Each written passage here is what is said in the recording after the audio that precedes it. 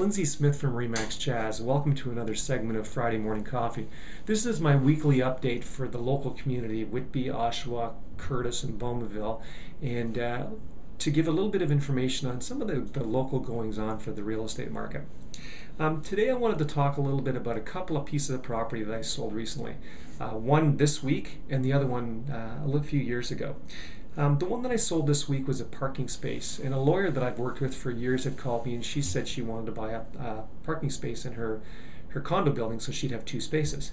Now it was listed at $18,950 and we ended up going in low. I think we went in at around $14,000, and the seller of course signed it back, and the price it came back at was an acceptable price, but I convinced the buyer to go in a little bit higher, but not super high, and I think it was about $800 less than what the sign back was. Ultimately, she ended up buying the property at the price that I had recommended, so she saved herself about $800 from what she would originally have paid. Interesting comment she made. She said, "I don't know who had more fun with this, you or I," and she was surprised that I took the effort to reduce the price by a few $100s. Now, if I skip back about 5 years ago, this lawyer and I worked on something together. I had a client that she ended up closing a piece of property for. They called me. They had a piece of property, 38 acres in Bowmanville, and he jokingly said, when I can get $2 million for it, I'll sell it. So I did a bit of research and figured out it was worth probably $3. We got together and we were sitting down talking about marketing and listing the property. I had never sold a piece of property remotely close to this price, but we decided we listed at $3.9 million because a builder's not going to be scared off in that price range. So within a week we had an offer. It was $3 million, and the sellers were, when I showed up at their house, they both had pens in their hand, and it was basically, where do I sign? But I knew that because of the speed of the offer that there was probably more money there. That offer kind of died. We just couldn't put it together. The following week we had two more offers, and then the first offer came back again. So we had three offers on the property. Two at full price, $3.9 million, and one at $3.7 million. Now, I asked the sellers if I could play with it a bit, and they were a little nervous, but they said sure. So I called the agent. We had one offer that we really wanted to work with because I respected the builder and we figured he'd close it. So I called the agent and said, "Look, we want to deal with your offer, but we want you to round it off to $4 million. And there's a little bit of a struggle on the phone, but ultimately, 15 minutes, 20 minutes later, he was there with a $4 million offer. And the seller had indicated that, she said, you just got us $100,000 more than we were asking. And she said, I make just over $20,000 a year. And she said, that is 5 years of my income. So it was a really nice situation.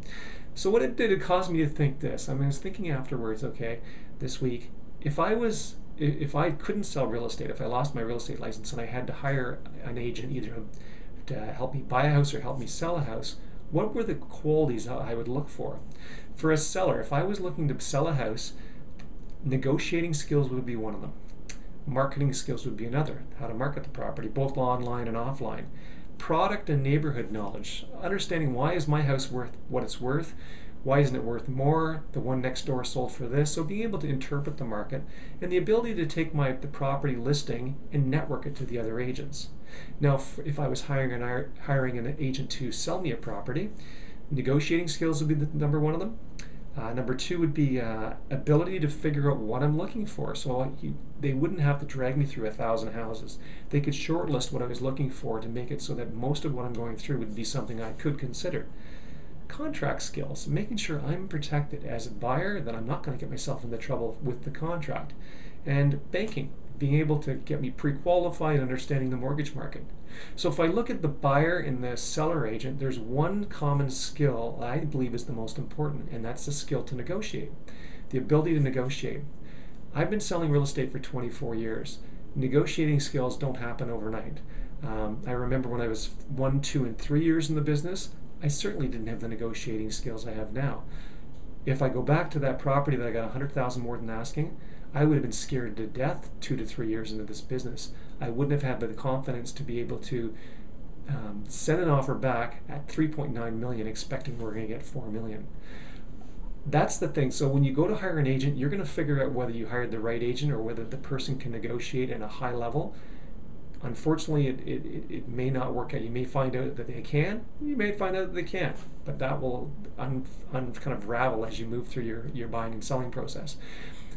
If you want any more information about buying and selling a piece of property and the qualities to look for in an agent, www.soldbylindsay.com is my website.